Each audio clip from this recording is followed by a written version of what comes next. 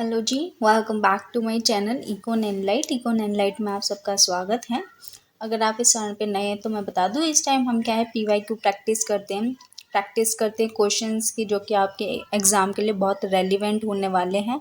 And ये topic based होते हैं। एंड इससे पहले हमने ओएलएस एज अ कॉन्सेप्ट उसके क्वेश्चन करे थे, एंड आज उसकी क्या अजम्पशन होती है वो क्वेश्चन करेंगे। एंड एग्जाम बेस्ड होते हैं, इसमें हर तरह के क्वेश्चन कवर करने की कोशिश करी है। स्टेटमेंट बेस्ड हों, चाहे आपके मैच इट वाले हों या फिर वन लाइनर हों, ठीक है।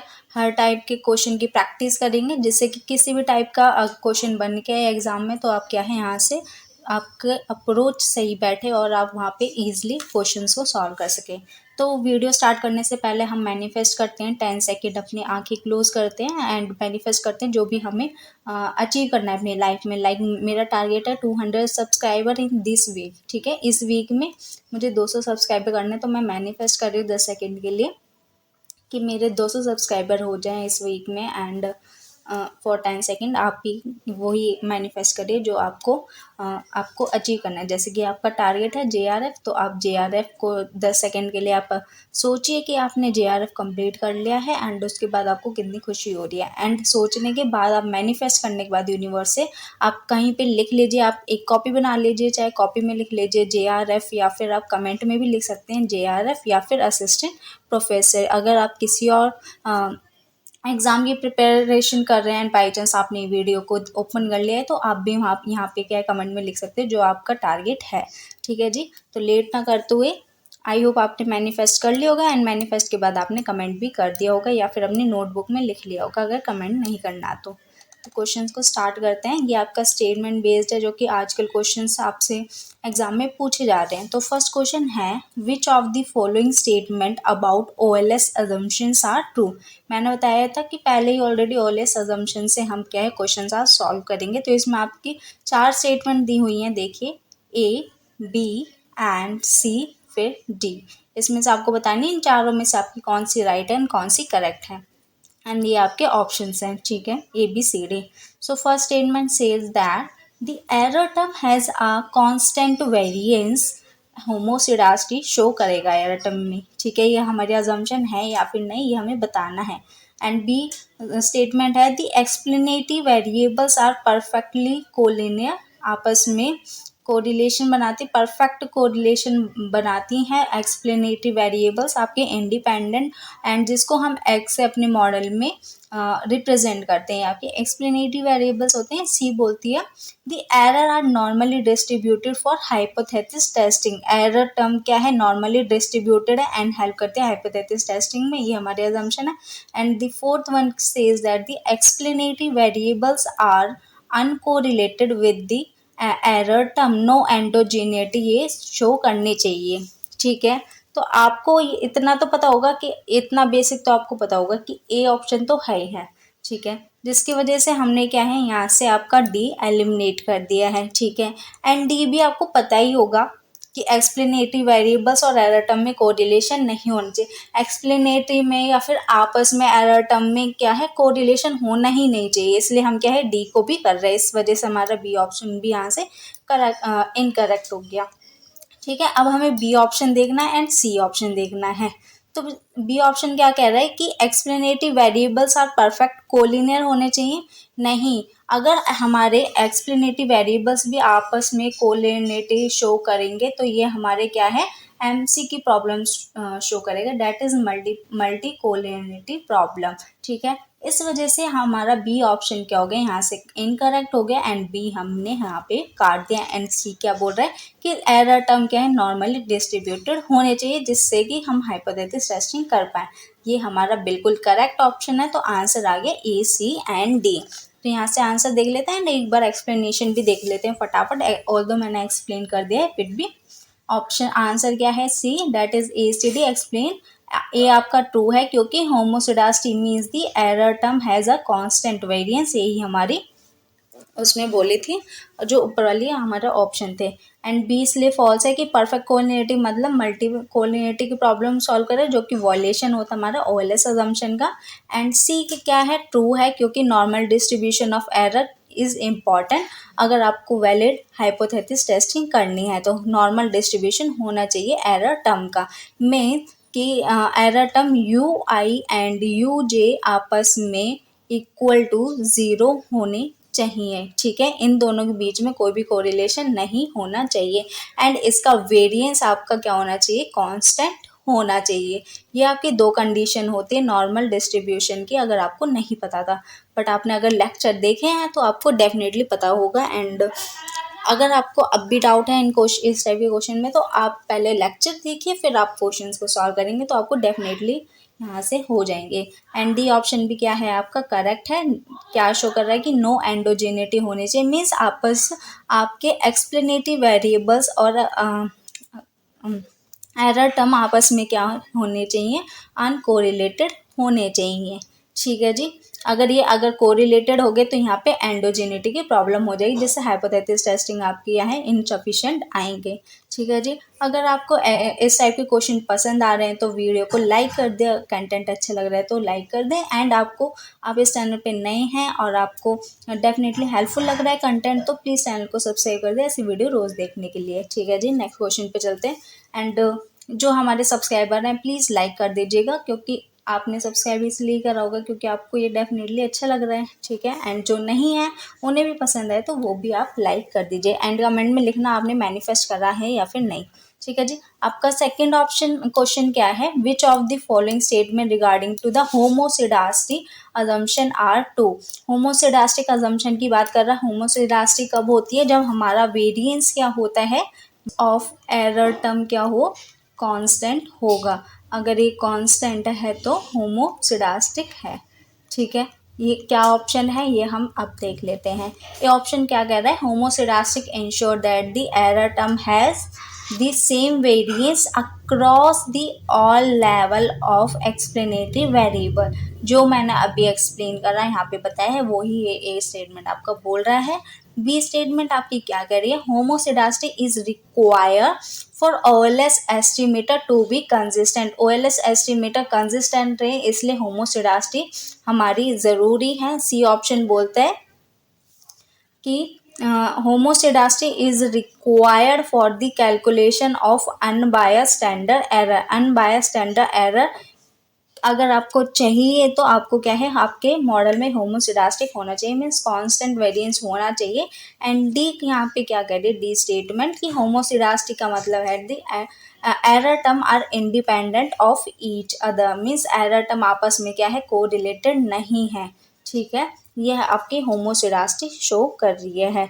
तो यहाँ पे एरर टर्म आपस में कोरिलेटेड नहीं है, ये हमारी होमोसिडास्टी नहीं होती, ये हमारी ऑटो कोरिलेशन होती है, ठीक है। ये ऑटो कोरिलेशन वाली अजम्पशन है, इसलिए हमने यहाँ से डी एलिमिनेट कर दिया।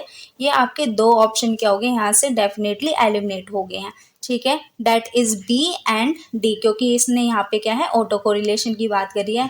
सी एंड ए में देखिए, ए एंड सी ऑप्शन आपके डेफिनेटली दिए हुए हैं, तो हमें ये ये चेक करने की जरूरत नहीं है, तो हम डायरेक्ट क्या जाएंगे, बी पे जाएंगे, ठीक है। इसमें बोला है कि homoscedasticity is required for OLS estimator to be consistent.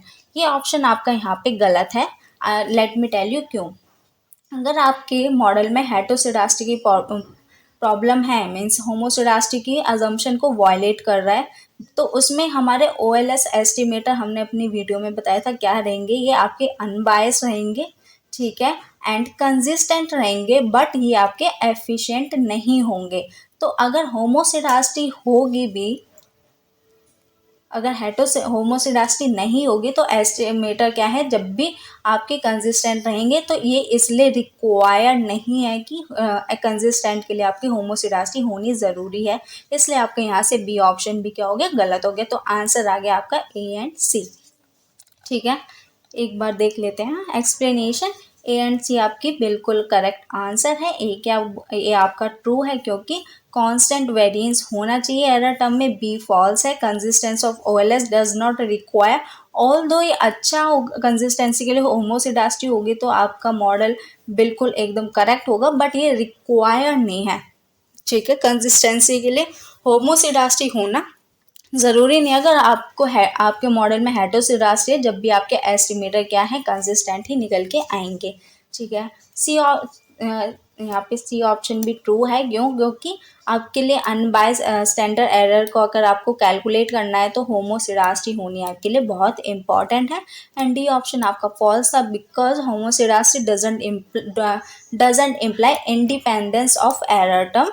होमोसिडास्टी आपकी क्या शो करती है, वेरिएंस कांस्टेंट होना चाहिए, ठीक है, वेरिएंस की बात करती है, डिपेंडेंस ऑफ इंडिपेंडेंस की बात नहीं करती है। इंडिपेंडेंस और इंडिपेंडेंस आपकी ऑटो कोरिलेशन बात करता है, ठीक है। तो ये दो आपके अलग अलग हैं एरर टर्म से रिलेटेड वायलेशन, इनको अच्छे से ध्यान में बैठा लीजिएगा। अगर वेरिएंस की बात हो रही है तो वी याद रख लीजिए, या फिर hetero and variance of error term, ठीक है। एंड कोरिलेशन एंड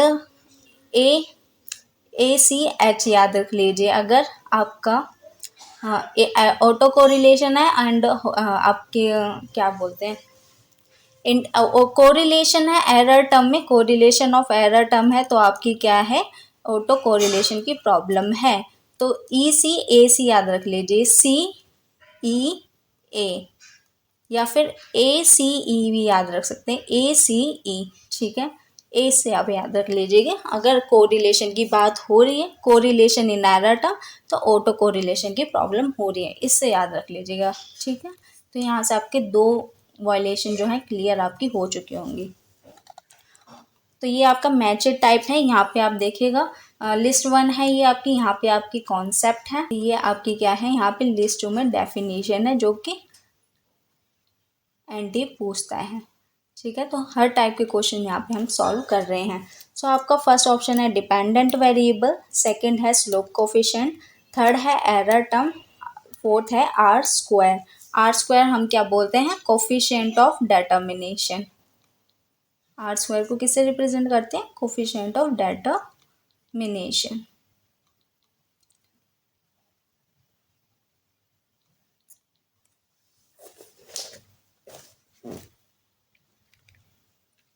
तो डिपेंडेंट वेरिएबल को आप किससे यहाँ पे मैच करेंगे, represent the change in dependent variable of a one unit change in independent variable. अगर आपके ये किससे आप रिप्रेजेंट करते हो कि एक यूनिट के चेंज होने से डिपेंडेंट वेरिएबल में डिपेंडेंट वेरिएबल पे क्या असर पड़ेगा, इससे हम किससे मेजर करते हैं, ये आपके कोफिशिएंट के स्लोप से। तो यहाँ से सेकंड क्या हो गया आपका, ए से यहाँ पे मैच हो गया, ठीक है। और अगर रैंडम डिस्टर्बेंस है रिग्रेशन इक्वेशन में, उसको आप किससे मैच करोगे, दैट इज हम इसे क्या बोलते हैं, आपकी error term. The random disturbance in the regression equation is known as error term, ठीक है। The response variable in regression model, तो इसको क्या बोलते हैं हम, देखिए। तो डिपेंडेंट वेरिएबल को हमने सी से यहाँ पे करा है, डिपेंडेंट वेरिएबल को क्या बोलते हैं, रिस्पॉन्स वेरिएबल, ठीक है। आपका क्या रिस्पॉन्ड करेगा, इसकी वजह से आपका डिपेंडेंट वेरिएबल क्या आपका रिस्पॉन्स करेगा, इसलिए ये response variable in the regression model बोला जाता है। एंड आर स्क्वायर क्या हो गया, R square test the proportion of the variance in the dependent variable explain by the independent variable, कि कितना वेरिएंस है, इसको हम किससे, आर स्क्वायर से मेजर करते हैं, ठीक है। तो ए को हमने सी से करा था, सेकंड को ए से करा था, एंड थर्ड को बी से करा था, फोर्थ को डी से करा था। तो ये आपका आंसर हो गया करेक्ट। फोर्थ क्वेश्चन क्या है, which of the following is an assumption of OLS regression. ये आपके वन लाइनर टाइप क्वेश्चन हो गए। तो मैंने बोला था हम तीनों टाइप के करेंगे, तो ये आपके यहाँ पे थर्ड टाइप चल गया है क्वेश्चंस का, ठीक है। विच इनमें से कौन सी अजम्पशन है जो कि करेक्ट है OLS रिग्रेशन से related. A, the mean of the error is not zero. Mean क्या होना चाहिए, एरर का ज़ीरो नहीं होना चाहिए। अगर हम इसको सिंबल से रिप्रेजेंट करें तो आपका mean of error is not equal to zero. क्या ये हमारी OLS की अजम्पशन थी, नहीं, हमारा मीन ज़ीरो होना चाहिए, इसलिए आपका यहाँ से ये ऑप्शन तो यहाँ पे हो चुका है। There is a perfect multicollinearity among the explanative variable, अभी एक्सप्लेन करा था, हमारी परफेक्ट कोलिनिटी या फिर इम्परफेक्ट कोलिनिटी की बात भी नहीं करता। There should be no dependence of between two independent variables. ठीक है, ये हमारी अजम्पशन है थर्ड, इसलिए बी ऑप्शन भी इनकरेक्ट हो गया। सी क्या कहता है, the variance of the error term is constant. क्या हमारा वेरिएंस एरर टर्म का कांस्टेंट होना चाहिए? डेफिनेटली ये हमारी वन ऑफ द अजम्पशन है कि हमारे मॉडल में वेरिएंस जो है एरर टर्म का वो हमेशा कांस्टेंट होना चाहिए। फोर्थ भी पढ़ लेते हैं, ऑल्दो हमें आंसर मिल चुका है। The error term are dependent on the explanatory variables. अगर ये एरर टर्म डिपेंड होगा आपका एक्सप्लेनेटरी वेरिएबल्स, तो अभी हमने पढ़ा था ये एंडोजेनेटिक प्रॉब्लम को शो करेगा। ठीक है, इसलिए आपका यहाँ से क्या है, ये डी ऑप्शन भी इनकरेक्ट हो गया। तो आंसर देख लेते हैं सी। क्यों? Explanation, this refers to the assumption of homoscedasticity which means, homoscedasticity की अजम्पशन को शो कर रहा है, जिसका मतलब है कि वेरिएंस क्या है, एक कांस्टेंट होना चाहिए across all level of एक्सप्लेनेटिव variable. ठीक है, फिफ्थ क्वेश्चन पे चलते हैं। फिफ्थ क्वेश्चन क्या कहता है, what does the assumption of no multicollinearity in OLS imply. कि आपकी एक अजम्पशन है नो मल्टीकोलिनियरिटी होनी चाहिए, तो आप इसको किससे रिप्रेजेंट कर सकते हो, कौन से स्टेटमेंट से? कि एरर टर्म आपस में कोरिलेटेड है। अगर एरर टर्म कोरिलेटेड है आपस में, तो वो एमसी की प्रॉब्लम शो करेंगे नहीं, वो हमारी एसी की प्रॉब्लम को शो करेंगे। हमने काफ़ी बार देख लिया है। ठीक है, the explanative variable are perfectly linear related. Explanative variable आपके परफेक्टली लीनियर रिलेटेड होने चाहिए, मीन्स आपका एक लीनियर मॉडल फॉर्म करना चाहिए। ये आपके एमसी, आप इसको नो एमसी बताएंगे, ये भी आपका ऑप्शन यहाँ से गलत हो गया है। आपके एक्सप्लेनेटिव वेरिएबल आपस में रिलेटेड ही नहीं होने चाहिए। ठीक है, the explanative variable are not perfectly linearly related. देखिए जो हमने बताया था ये बिल्कुल अपोजिट है, इसलिए आपका सी ऑप्शन यहाँ से करेक्ट है। एंड वेरिएंस की बात हम एमसी में करते नहीं हैं, ये हम हेटेरोसेडास्टी की प्रॉब्लम में करते हैं। तो इस वजह से आंसर क्या हो गया, C. The एक्सप्लेनेटिव variables are not perfectly linearly correlative. क्यों? No MC means that the explanative variable in the regression model do not exhibit perfect linear relationship। कोई भी perfect linear relationship फॉर्म नहीं होनी चाहिए किसके बीच में, एक्सप्लेनेटिव वेरिएबल्स में एंड किस में, आपकी एमसी की प्रॉब्लम में। ठीक है, मल्टीकोलिनियरिटी में। क्वेश्चन 6 क्या कहता है, the assumption of normality. Normality के अजम्पशन के बेस पे है ये question. Of the error is particularly important for which of the following. कि नॉर्मलिटी की अजम्पशन को हम क्यों लेके चलते हैं, हमें क्या इससे हमारा फ़ायदा होगा? ए, एस्टिमेशन ऑफ कोफिशिएंट, कोफिशिएंट को एस्टिमेट करने के लिए, या फिर टेस्ट करने के लिए हाइपोथेसिस को, या फिर प्रेडिक्ट करने के लिए फ्यूचर वैल्यूज, ये कैलकुलेटिंग दी मीन।